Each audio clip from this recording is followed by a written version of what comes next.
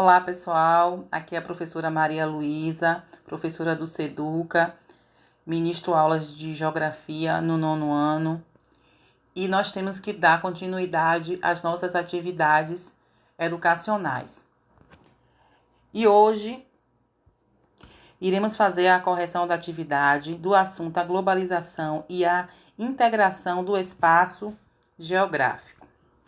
Mas o que vem a ser a globalização, né? Essa palavra que tanta gente ouve falar. A globalização, ela vem a partir da aproximação das relações comerciais entre países, né?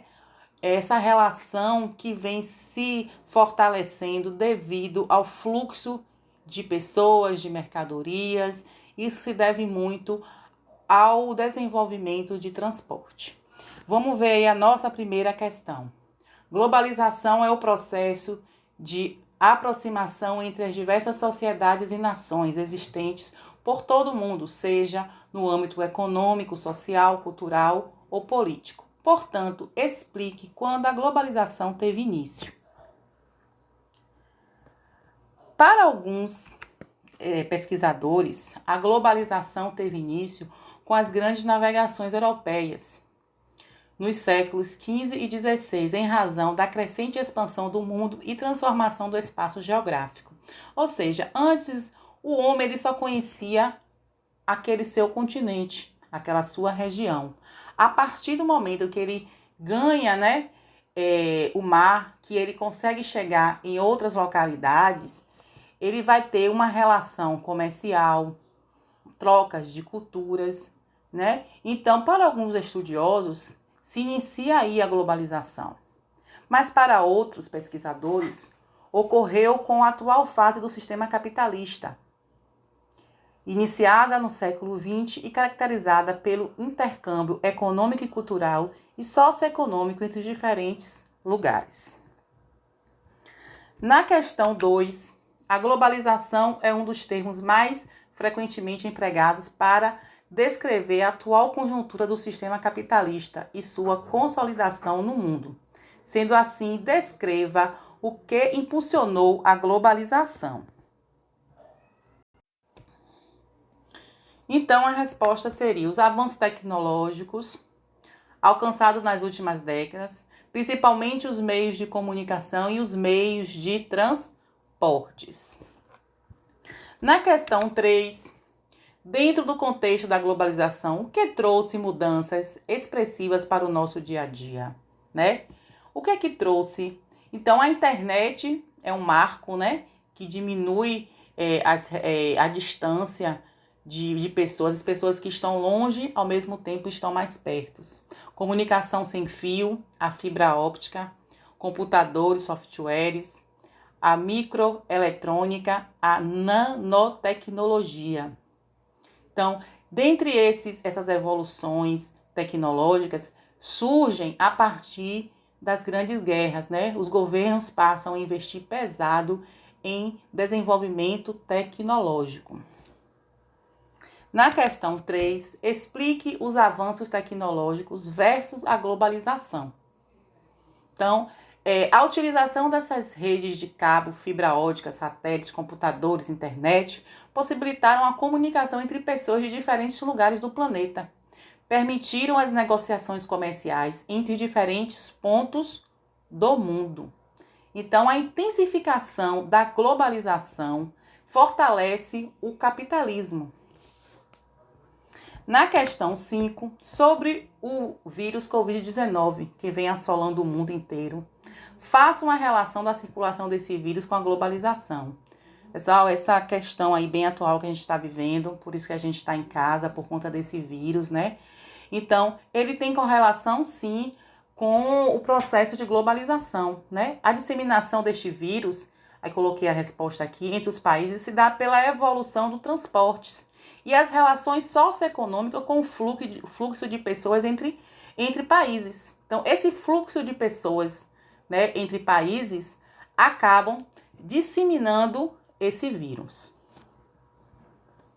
Na 6ª questão, o que tornou o comércio mundial mais dinâmico, possibilitando a movimentação diária de milhões de toneladas de mercadorias a custos menores que o passado. Destaque quais os dois países que mais comercializam, né? Então, a criação e o aperfeiçoamento das tecnologias aplicadas à construção de aviões, de navios, cargueiros, por exemplo, né? E os países que mais comercializam são os Estados Unidos e a China, né? A China onde começou a circulação desse vírus, dessa pandemia, né? Dizem, inclusive, algumas pesquisas, alguns, né, teóricos, que esse vírus, né, pode ter sido disseminado para que a China pudesse vender mais, ter mais lucro, né? Já que ela estava meio meio em baixa com a sua comercialização. É o que dizem, né? Mas a ciência diz que esse vírus, ele surgiu, na verdade, ele não é manipulado em laboratório, certo? Ele é uma mutação mesmo que aconteceu. Na sétima questão, o fluxo do capital pode ser definido por transações financeiras, venda e compra de ações, títulos, moeda e todas as ações que envolvem capital como negócio. Sendo assim, responda. O que são ações? Corresponde à menor parte do patrimônio de uma empresa ou comprar ações, o indivíduo adquire títulos que lhe conferem o direito de participar do lucro da empresa, chamado de dividendo.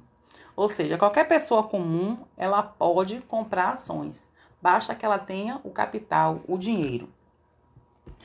Como são feitas as transações nas bolsas de valores? São feitas diretamente entre as partes, empresários e investidor, sendo intermediadas pelo operador ou corretor, que é uma pessoa ou uma empresa que representa os serviços nas bolsas de valores. Então, aqueles homens que ficam lá, que a gente vê na TV, né, no pregão, falando, vendendo, são representantes, né, dessas empresas. Na letra B, qual a bolsa de valores do Brasil? A Bovespa é a principal bolsa de valores do Brasil, resultando da fusão de duas grandes bolsas, a Bolsa de Mercadorias e Futuros e Bolsa de Valores de São Paulo. Letra E. Faça uma pesquisa sobre como estão as bolsas de valores no mundo devido ao Covid-19, esse vírus aí, né? Como aí é uma pesquisa, eu dei uma sugestão de resposta diante de tudo aquilo que a gente lê, que a gente vê na TV, né? O mercado financeiro anda muito abalado e em baixa em todo o mundo, pois devido a esta pandemia, as duas grandes potências mundiais foram bastante afetadas, né? Quais são as duas potências que mais comercializam? China e Estados Unidos, né? Como eu falei antes, a China, né? Ela tem também interesse de vender os seus produtos, né? Ela está vendendo seus respiradores, vendendo as suas máquinas, né? Por isso que algumas pessoas pensam, né, que esse vírus foi realmente manipulado em laboratório pelos chineses, né? Mas já os cientistas, eles dizem que não, que foi realmente, ele sofreu uma mutação. E os Estados Unidos, né? Que também é um país fortemente econômico e que agora também está com o pico do Covid-19 muito alto. Que são os países que mais comercializam. E se prevê ainda uma crise financeira mundial, né? Que vem ainda aí. Já que a gente tem observado ainda a Itália, né? Que foi devastada por esse vírus.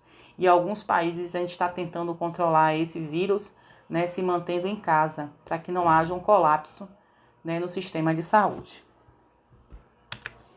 No 8º, as multinacionais são empresas que atuam em vários países ou que expandem suas atividades para um território que está além de suas fronteiras nacionais. São também chamadas de empresas transnacionais ou globais, portanto, onde se destacam as filiais multinacionais e por que são atraídas, né? Elas se destacam em países subdesenvolvidos. Na verdade, os países subdesenvolvidos, eles querem alavancar a sua industrialização. Então, o que é que eles oferecem? Né? Eles oferecem isenção de impostos, leis menos rígidas, né? Entre outros benefícios. A gente pode ver aqui a resposta. Se destacam em países subdesenvolvidos, atraídos pela mão de obra barata, entre outros benefícios, como isenção de impostos, leis ambientais menos rígidas e rigorosas. Na nona questão, o início da atividade das empresas multinacionais remontam ao final do século XIX e início do século XX, mas a primeira delas surge muito tempo antes, a Companhia das Índias Orientais, fundada no ano de 1600 e responsável pelo monopólio do comércio com o Oriente durante cerca de 200 anos sob a tutela do governo britânico. O que a expansão das multinacionais ocasionaram no país? Explique. A eliminação de diversas empresas locais. Como é que as empresas desses países que não são industrializados, que não têm uma economia forte, vão poder se manter concorrendo com empresas que têm maior poder econômico? Então, muitas vezes, elas não estão preparadas para a competição global. Com isso, o mercado interno torna-se cada vez mais ocupado pelas multinacionais. E as empresas, as menores empresas, acabam fechando porque não tem como concorrer. Na 10ª questão, podemos dizer que a globalização é entendida como a integração com maior intensidade das relações socioespaciais em escala mundial, instrumentalizada pela conexão entre as diferentes partes do globo terrestre. Sendo assim, explique o que são. A letra A, megacidades, né? Nas megacidades, elas são classificadas pelo número de habitantes, acima de 10 milhões. Então, são aglomerações urbanas com mais de 10 milhões de pessoas, ou seja, são caracterizadas basicamente pela quantidade de habitantes. Exemplos: no Brasil, a gente tem São Paulo e Rio de Janeiro. No Egito, a gente tem Cairo. Já as cidades globais são as cidades econômicas, políticas e culturalmente mais influentes do globo. Aquelas que não dependem do seu tamanho ou população. Concentração de fluxos global de mercadoria, informações, de capitais e de pessoas. Então, elas são mais voltadas para o capitalismo, para as relações comerciais. No Brasil, a gente tem São Paulo e no México, Cidade do México. Bem, pessoal, essa foi a nossa correção, certo? Lembrando que a gente usa o sistema de ensino Trilhas e a gente utilizou o assunto que está no módulo da página 349 a 381, certo? Muito obrigado e até a próxima.